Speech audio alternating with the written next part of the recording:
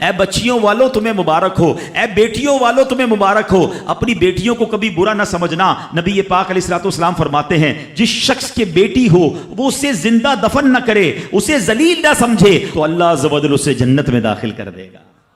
ایک اور جگہ نبی پاک فرماتے ہیں اللہ اکبر، یہ حدیث تو میں کہتا ہوں ختم ہے نا، اس کے بعد الفاظ ہی نہیں بچتے۔ بہت ساری بیٹیوں کی فضیلت کی حدیث ہے، مگر یہ حدیث ادھر جا کے لگتی ہے، دل کو چھو لیتی ہے۔ سنو تو صحیح اس کے الفاظ کیا ہیں۔ اللہ کے نبی فرماتے ہیں بیٹیوں کو برا مت کہو، میں بھی بیٹیوں والا ہوں۔ ہائے ہائے، ختم ہو گئی نا بات ہے۔ اللہ کے نبی نے صلی اللہ تعالی وسلم نے اپنی نسبت بیٹیوں کی طرف فرمایا میں بھی بیٹیوں والا ہوں۔ بے شک بیٹیاں تو بہت محبت کرنے والیاں، غم گسار اور بہت زیادہ مہربان ہوتی ہیں۔ سنو بیٹیوں والوں اور بہنوں والوں، اللہ کے حبیب کیا فرماتے ہیں صلی اللہ تعالی علیہ وسلم، میرے نبی کا فرمان ہے کہ جس کی 3 بیٹیاں یا بہنوں کی اس طرح پرورش کرے، ان کو ادب سکھائے، ان سے مہربانی کا برتاؤ کرے، یہاں تک کہ اللہ عز و جل اسے بے نیاز کر دے، یعنی ان کا نکاح ہو جائے، تو اللہ تعالیٰ اس کے لیے جنت واجب فرما دیتا ہے۔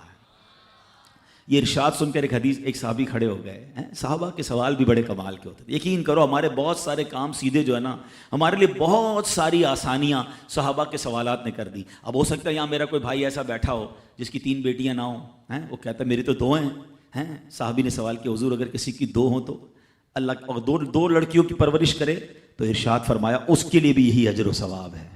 راوی فرماتے ہیں یہاں تک کہ اگر ایک بیٹی کا بھی لوگ ذکر کرتے تو نبی پاک اس کے بارے میں یہی فرماتے۔ مگر ایک روایت اور بھی موجود ہے کہ ایک صحابی نے کھڑے ہو کر کہا حضور اگر کسی کی 1 بیٹی ہو، اللہ کے نبی نے فرمایا 1 بیٹی ہو تو بھی جنت واجب ہو جاتی ہے۔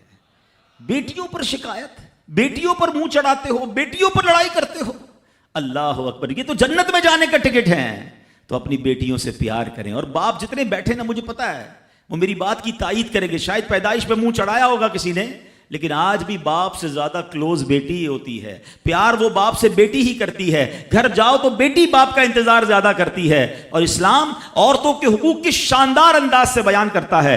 اللہ کے نبی علیہ الصلوۃ والسلام فرماتے ہیں جب کسی کے ہاں لڑکی پیدا ہوتی ہے، سنو، گھر پہ مہمان آئے تو اچھا لگتا ہے نا، اور کوئی بڑا اہم مہمان آ جائے، کوئی بڑے بزرگ آ جائیں تو کتنا خوش ہو جاتے ہیں آپ۔ کئی ایسے بزرگ ہوں گے، کئی ایسے علماء ہوں گے، کوئی ایسی شخصیت ضرور ہوگی جس کو آپ اپنے گھر بلانا چاہتے ہوں گے، مگر آپ سوچتے ہوں گے یار وہ میرے گھر کیسے آئے گا، بہت بڑا آدمی ہے، بڑا مصروف شخص ہے، پسند تو مجھے بہت ہے مگر میں گھر نہیں بلا سکتا۔ سنو، جب تمہارے گھر بیٹی آتی ہے تو پتہ ہے کون مہمان آتا ہے؟ اللہ کے نبی فرماتے ہیں جب کسی کے ہاں لڑکی پیدا ہوتی ہے تو اللہ عز و جل فرشتوں کو گھر بھیجتا ہے۔ ہاں، آپ کے گھر فرشتے آتے ہیں اور کیا کہتے ہیں؟ فرشتے آ کر کہتے ہیں اے گھر والوں تم پر سلامتی ہو۔ پھر فرشتے اس بچی کو اپنے پروں کے سائے میں لیتے ہیں، اس کے سر پر ہاتھ پھیرتے ہوئے کہتے ہیں یہ کمزور سی جان ہے جو ایک کمزور جان سے پیدا ہوئی ہے، جو شخص اس کمزور جان کی پرورش کی ذمہ داری لے گا تو قیامت تک مدد خدا اس کے شامل حال رہے گی۔ تو اب کبھی بھی بیٹیوں پر زیادتی نہیں ہونے دینی۔ ہاں، بیٹیوں کی دعائیں لو، بیٹیوں کی خدمت کرو۔ اور میں نے خود دیکھا ہے، آپ نے بھی دیکھا ہوگا، میں نے دیکھا ہے، بلکہ میں نے ایک طرح سے انٹرویو لیا ہے ایک رشتہ دار کا کہ یار آپ کی 4 بیٹیاں ہیں، 3 بیٹیاں ہیں، کہتا ہے یار جب سے بیٹیاں آئی ہیں پتہ نہیں رزق کدھر سے آ رہا ہے۔ بیٹیاں تو کیا آئی ہیں، اللہ نے رحمت کے دروازے کھول دیے ہیں، کیونکہ اس نے منہ نہیں چڑھایا۔ کچھ ہوں گے ایسے بیٹیوں والے جن کا ہاتھ تنگ ہوگا، تو غور کرو جب بیٹی ہوئی تھی تو شکر کیا تھا یا شکوہ کیا تھا؟ اللہ نے تو بھیجی تھی رحمت تمہارے گھر پہ، تم نے اس وقت بھی اللہ کو ناراض کیا، بیوی کو گالیاں دی، ہنگامہ کیا، اب کہتے ہو رحمت نہیں آ رہی۔ تم نے تو کتنی ناشکری کر لی۔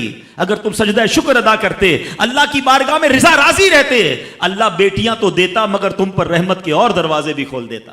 اور ہم نے دیکھا ہے لوگوں کے رزق کو بڑھتے ہوئے۔ تو کبھی بیٹی کی پیدائش پر آپ نے منہ نہیں چڑھانا ہے، ہاں، نہ اپنی زوجہ کو تانے دینے ہیں، اور بیٹیوں